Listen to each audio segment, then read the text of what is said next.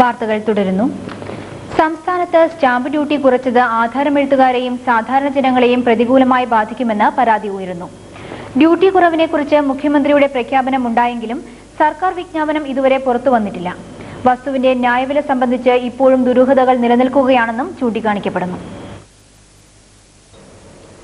സംസ്ഥാനത്ത് ഏകദേശം 15,000-ഓളം ആധാരമെഴുത്തുകാരാണുള്ളത്.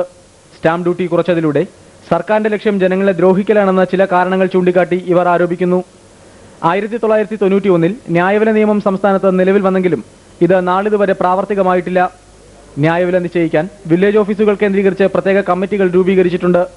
അത് ഗുണകരമായി പ്രവർത്തിക്കുന്നില്ല. ഇത്തരം വസ്തുതകൾ ചൂണ്ടിക്കാട്ടുന്ന ആധാരമെഴുത്തുകാർ ശാസ്ത്രീയമായ വിലനിർണ്ണയം അനിവാര്യമാണെന്ന് ആവശ്യപ്പെടുന്നു.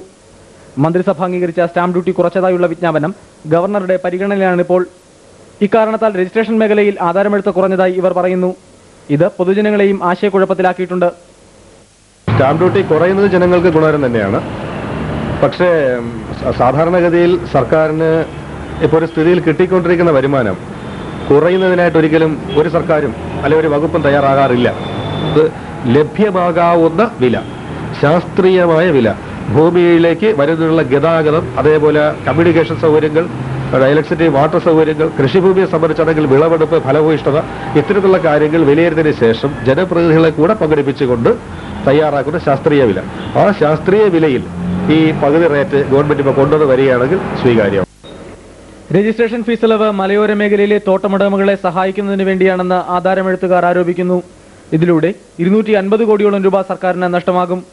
സ്റ്റാമ്പ് ഡ്യൂട്ടി കുറച്ചിട്ടും ന്യായവില നിശ്ചയിക്കാൻ നടപടിയെടുക്കാത്തതിലൂടെ ജനങ്ങളിൽ നിന്ന് കൂടുതൽ ഫീസ് ഈടാക്കാനാണ് സർക്കാരിന്റെ പദ്ധതിയെന്നും ആരോപണമുണ്ട്. BS ജോയ്, സൂര്യ ന്യൂസ് ബ്യൂറോ, തിരുവനന്തപുരം.